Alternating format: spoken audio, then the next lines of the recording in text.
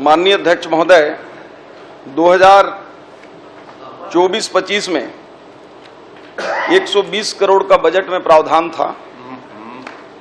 उसमें 108 करोड़ रुपए आवंटन प्राप्त हुआ और मैंने जैसा बताया कि ये 385 करोड़ की। अगला प्रश्न कहा जाएगा भाई साहब।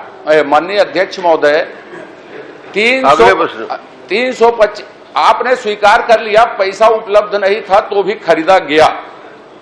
सीजीएमएससी के नियम में या स्वास्थ्य विभाग के किसी नियम में पैसा नहीं है और खरीदा जा सकता है क्या? और ऐसी खरीदी की गई तो उसके खिलाफ आप क्या कार्रवाई कर रहे हैं? कौन खरीदा और किसके खिलाफ क्या कार्रवाई कर रहे हैं, ये बताइए।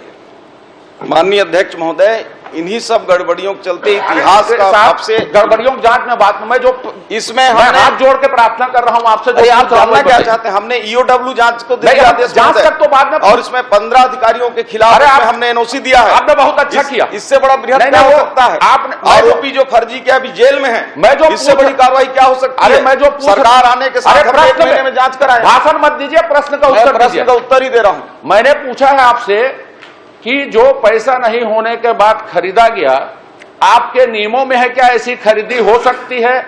और यदि नियमों में नहीं है तो उस कौन अधिकारी ने ऐसा किया, उसके खिलाफ आपने क्या कार्रवाई की? ये पूछा हूं। आपने 25 लोगों को जेल में डाला है, 40 की, ये इससे मतलब नहीं। मेरा प्रश्न स्पेसिफिक है, उसमें उत्तर चाहिए मुझे। माननीय अध्यक्ष महोदय, ये मामला बड़ा बृहद रैकेट के रूप में किया गया।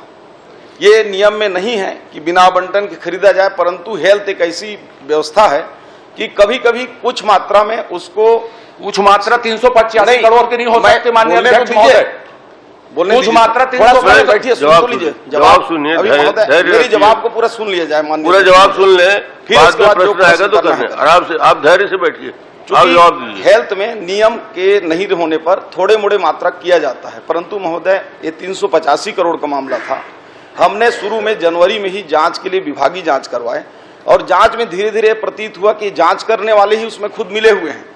तो हमने जो है पूरे इस मामले को उठाकर विधानसभा में प्रश्न भी आया और माननीय मुख्यमंत्री जी के निर्देश के अनुसार हमने प्रदेश की सबसे बड़ी जांच एजेंसी ईओडब्ल्यू को हमने उसको स्थानांतरित किया।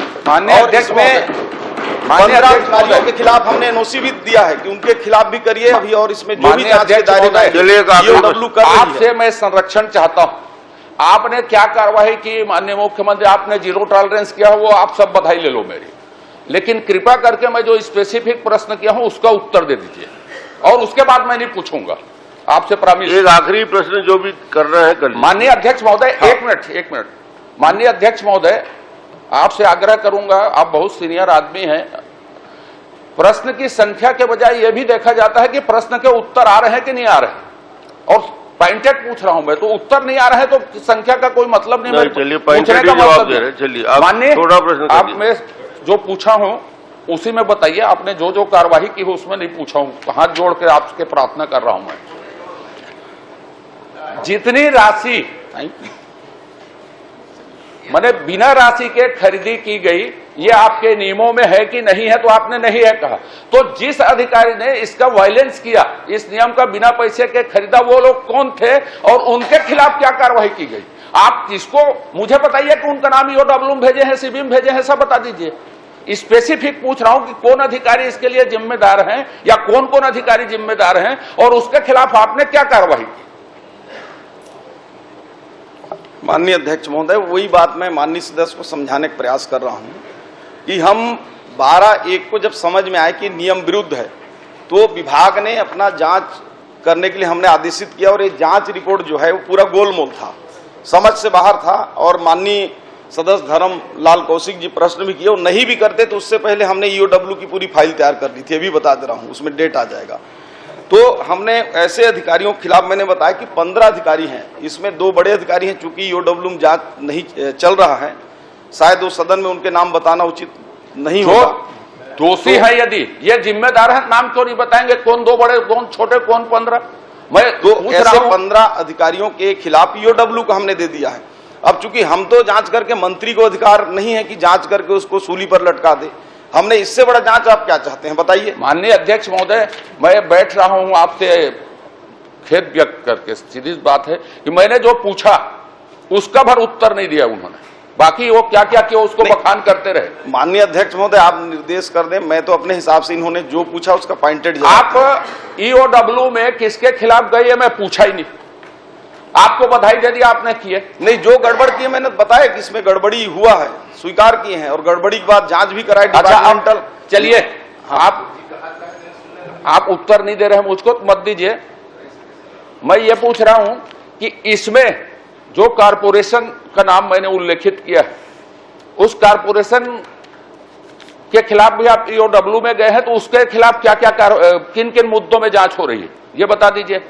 उन्होंने क्या क्या गड़बड़ी की है सप्लाई कर्ता ने, जिसके खिलाफ आप जांच करवाए हैं, आप जांच करवाए हैं और ईओडब्ल्यू को दिए हैं। तो जिन्होंने सप्लाई की है, उन्होंने सप्लाई करता है, उन्होंने क्या क्या गड़बड़ी की है जिसके खिलाफ आप ईओडब्ल्यू में गए हैं, ये मेरा आखिरी प्रश्न है। चलिए। माननीय अध्यक्ष महोदय, उसमें सप्लाई करता और सप्लाई कराने में जिनका हाथ था, जिन अधिकारियों का, कर्मचारियों का, पूछ रहा हूं मैं, उन सबके खिलाफ ईओडब्ल्यू में हमने नाम दिया है। और मुख्य रूप से जो ये बिंदु पूछ रहे हैं कि सप्लाई करता क्या क्या गड़बड़ी था, तो उसके तो गड़बड़ी नंबर 1 कि बिना किसी प्रकार के उसमें खरीदी नियम में जो दर हैं, वो 100 रुपया की चीज को 10 गुना 8 गुना रेट में खरीद लिया गया था। वो जांच हुआ। दूसरा उसने ऑर्डर मिला, ठीक है, मैं रुकिए, आपके विभाग ने ऑर्डर दिया उतने पैसे में सप्लाई का उनको। अरे उसी में तो आ रहा हूं मैं। इसके बाद जो ऑर्डर दिए माननीय अध्यक्ष महोदय, उसमें नियम है कि उसको चालू करके उसमें रीजेंट जांच चालू होने के बाद भुगतान होता है। अभी भी 700 से ऊपर मशीनें हैं, आज तक नहीं चालू हो पाई हैं।